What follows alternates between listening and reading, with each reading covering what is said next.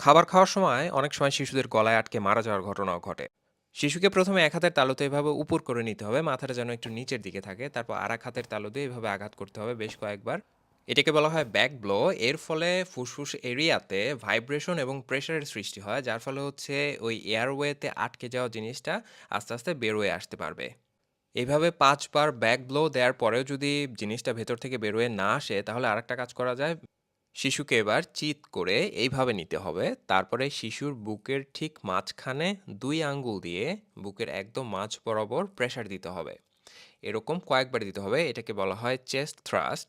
এইটা করলে ফুসফুসের ভেতরে সবসময় যে বাতাসটা থাকে, সেই বাতাসটা উপরের দিকে একটা চাপ সৃষ্টি করবে। ৪-৫ বার এরকম করেও যদি কাজ না হয়, তাহলে দ্রুত নিকটস্থ হাসপাতালে নিয়ে যেতে হবে। আর নেওয়ার সময় শিশুর মাথার দিকটা যেন একটু নিচের দিকে থাকে আর পায়ের দিকটা একটু উপরের দিকে। এটা হচ্ছে ব্যাপার। ভালো থাকবেন সবাই। আসসালামু আলাইকুম।